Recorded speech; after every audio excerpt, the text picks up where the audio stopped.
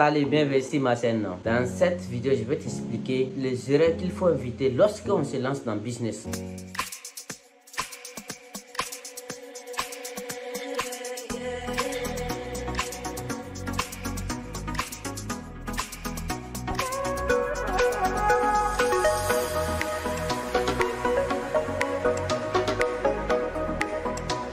C'est simple. Première erreur qu'il faut éviter dans les business, c'est de confondre les portefeuilles. Qu'est-ce que ça veut dire de confondre les portefeuilles? Confondre les portefeuilles veut dire lorsqu'une personne lance son business, surtout en Afrique, un business à 5000 $, il pense que les 5000 $ c'est pour lui. Non, c'est pas ton argent, c'est l'argent de ton business. Parce que le salaire de ton comptable est dans les 5000 $. Le salaire des managers est dedans. Toi-même, son salaire est dedans. Les secrétaires est dedans. Tous ceux qui travaillent dans l'entreprise là, leur argent est dans les 5000 $ que tu as lancé. Ça, c'est le budget de ton entreprise. C'est pas ton argent. La plupart des gens, quand ils lancent les business en Afrique, ils prennent l'argent que lui-même il a investi dans le business pour utiliser pour ses problèmes personnels. C'est ça qui cause la plupart des problèmes des business en Afrique. Ça, c'est les premières erreurs qu'il faut éviter. Tu dois reconnaître que le business que moi j'ai lancé là, à 5000 $, c'est pas mon argent, c'est l'argent des business. À fonction de ça, tu vas prendre les revenus que vous générez dans les mois. Toi-même, tu dois te payer. Tu dois gagner 100 $ par mois. C'est 100 $ qui est pour toi. Si une personne t'appelle, te dit qu'il veut l'argent, c'est dans les 100 $, tu vas te débrouiller ton nez. Tu ne veux pas partir arriver ça dans les 5000 $, 1000 $,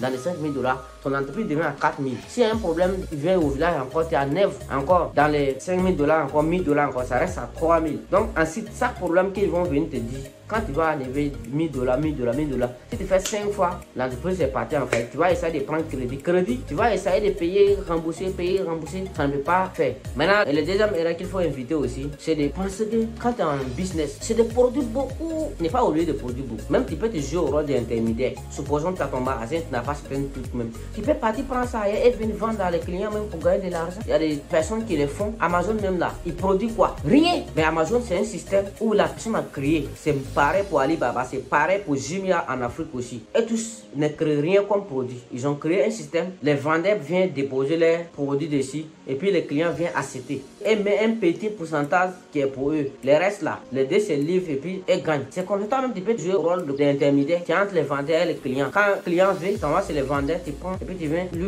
livrer, tu prends l'argent. Tu peux ramasser beaucoup de produits pour venir remplir dans ton magasin et puis tu n'arrives pas à les vendre. Donc tu ne gagnes rien. Donc les gens vont te calculer comme un patron qui n'a rien dans sa poche. Puisque les marchandises est bloqué, rien ne bouge. Or si ça ne circule pas, tu ne gagnes pas. Puisque ça doit vendre et puis tu gagnes. Donc quelqu'un qui a un business là, c'est pas des produits, non, c'est des ventes. Un businessman doit savoir vendre à des millions de personnes. Même si c'est possible à des milliards de personnes même, tu peux devenir milliardaire à fonction de ton business. Si tu sais bien vendre, pareil comme Amazon, pareil comme Jumia, pareil comme Alibaba, ils sont entre les vendeurs et les clients. Tout le monde est connecté dessus. Les vendeurs sont dessus, les clients sont dessus. Chacun met son produit, puis ça s'accède à des milliards de personnes, à des millions de personnes et c'est fait des milliards de chiffres d'affaires. Mais pour lancer un business comme les Jumia, c'est pas facile parce que quand je vais faire cette vidéo, les gens qui vont penser que c'est facile, ils vont aller commencer à lancer les trucs des Jumia en créant un site en ligne et commencer à poster les produits. Pour faire une entreprise comme les Jumia, c'est la logistique. Lorsque tu vas lancer l'entreprise comme Jumia, tu dois avoir les camions partout en Côte d'Ivoire, partout au Burkina, partout au Mali, partout au Sénégal, partout dans différents pays. Lorsque un client va acheter, tu dois rassembler les colis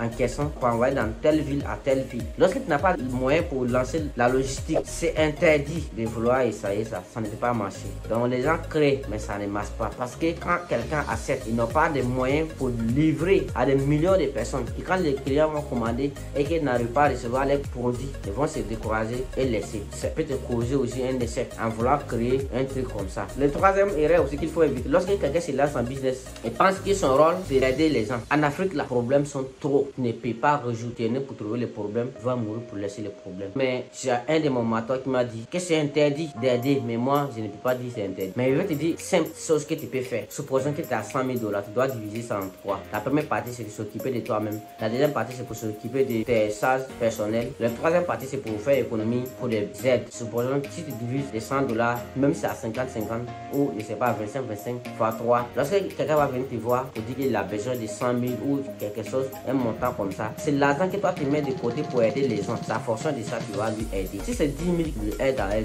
000. S'il veut 100 000, tu lui dis que moi j'ai 10 000 pour toi. Si ça t'arrange, tu prends. S'il dit non, tu dis ok, donc c'est que moi j'ai pour toi, tu prends, tu cherches le reste ailleurs et puis tu vas compléter tout, que tu vas résoudre ton problème. Sinon, lorsque tu vas prendre l'argent de ton business pour investir dans les problèmes des gens, en Afrique, le problème finit jamais. Chaque jour a son problème. Personne ne peut éviter ça. Quand tu vas faire pour Amadou, Amadou va partir. Tu vas faire pour Isaka, Isaka va partir. Tu vas faire pour Ali, Ali va partir. Peu importe, tu vas faire pour beaucoup de personnes. Chacun va venir. Le problème va venir toujours. Donc, tu ne peux pas résoudre tous les problèmes en Afrique. Donc, tu résous ce que tu peux faire, puis ce que tu ne peux pas faire, tu laisses. Ce qu'il faut savoir en business encore en Afrique, l'argent qui te cesse, ça se trouve dans les poches des gens. C'est pourquoi je dis l'argent est partout. Mais il faut savoir qu'est-ce que tu vas faire pour que l'argent va quitter dans la poche des gens pour venir rentrer dans ta poche. C'est de ça qu'il s'agit. Si tu n'es pas capable de pousser une personne à enlever l'argent dans sa poche pour venir te donner, tu ne peux pas gagner l'argent en Afrique. Les riches le savent. Même ceux qui ont des supermarchés le savent. Quand tu rentres dans un supermarché, tu vois les choses jolies, les bons huiles, les bons parfums, tout est bien installé